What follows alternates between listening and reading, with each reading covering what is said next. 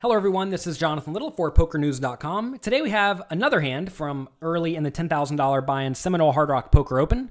If you have not watched the last video that I made for Poker News, definitely check that out. If you want to find lots of my other hand analysis videos, like my weekly Poker Hand podcast, and also my travel blogs, I post a travel blog every time I go on a trip. We actually just posted a lot of them from the World Series of Poker. Go check it out over on YouTube. If you just search Jonathan Little, I'm sure it'll come right up. So here we open King Jack from the low Jack seat, and this tight aggressive kid, same one from last week's hand, calls. So I'm not going to say this guy may be getting flustered, but he may be.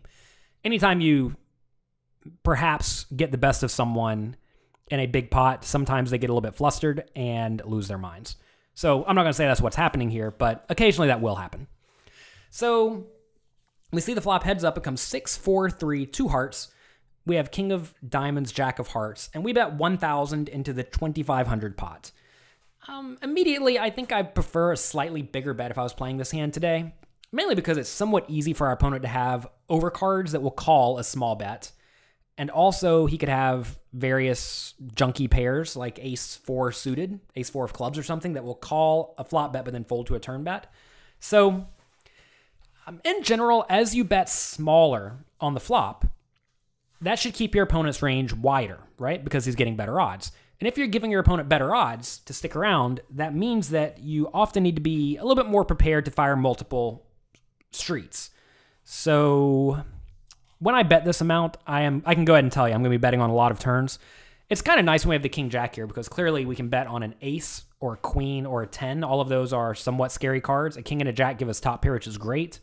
A heart is, not the worst given we have the Jack of Hearts.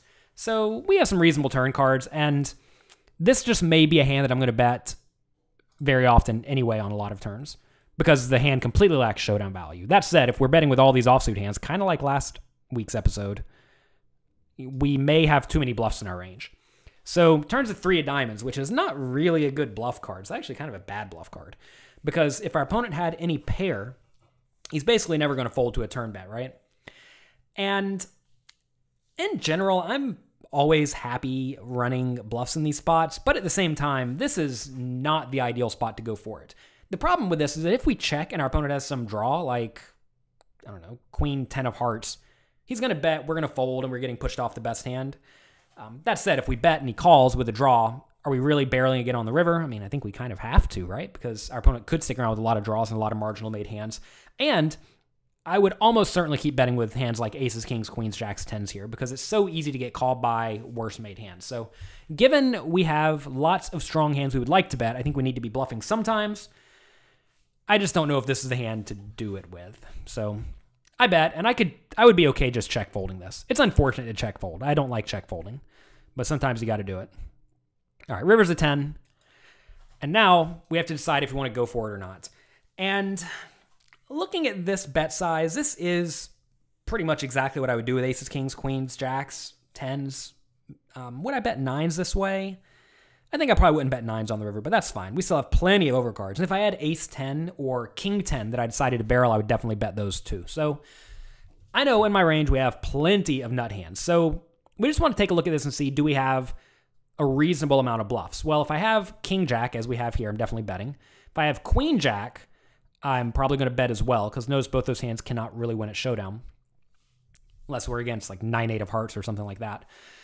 If I had ace-10, notice that river top pair. If I had ace-jack, I would very likely check the turn, because that hand does have some showdown value and can call a turn bet, whereas king-jack can't really. Maybe ace-jack can't either. Ace-jack would be a pretty thin turn check call, but when there are a lot of draws available, it's a good idea to be somewhat sticky when you can beat all the draws like ace-jack can. So we have not very many bluffs here is what it amounts to. We have queen jack and king jack. And then maybe hands like 8-7 of clubs and 8-7 of diamonds and 8-7 of hearts and 8-7 of spades. Maybe we're bluffing with those, but if you think about the range, most everything we have here by the river that we have gone bet with is going to be something decent. So we want to make sure that we have some number of bluffs in our range, and I think this is a nice hand to go for it with. It would be ideal if we had no hearts in our hand. I want to make that clear. And again, this is not really the ideal spot to go for this, but I think it's fine enough. I mean, when the turn pairs, that should make you bluff less often.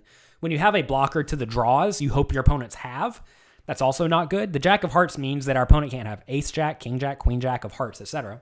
And also the King of Diamonds means that he can't have a random King, Queen of Diamonds that floated the flop and then called the turn with a flush draw. So that's going to make it a little bit more likely that our opponent has a made hand. I mean, of course, he can still have Ace, 9 of Hearts, right? I mean, so it's not like we're just blocking all of the flush draws and it's impossible to have them.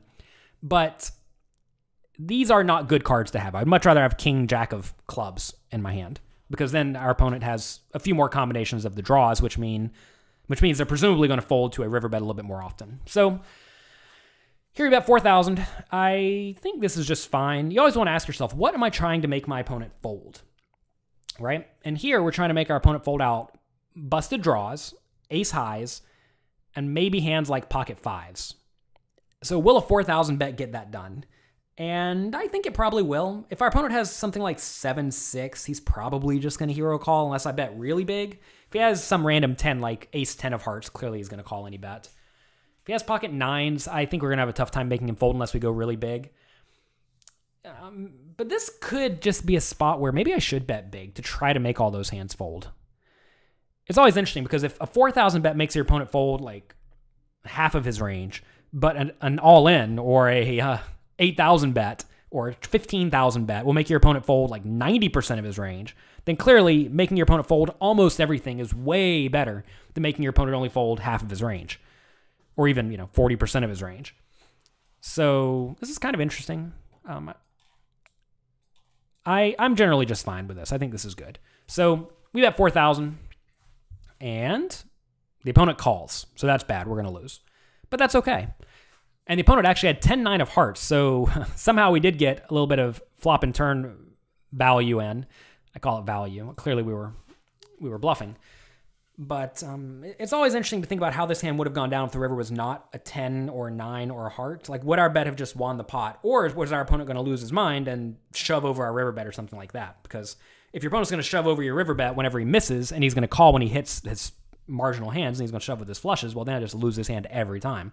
But I don't think most people are shoving on this river when they miss, so this is going to work out for us often enough. I'm not going to say more often than not, but often enough. So that is it for this hand. I hope you enjoyed it. If you have any questions, definitely let me know on Twitter at Jonathan Little. I try to reply to everyone who asks me questions there. Thank you very much for being here, and I will talk to you next time.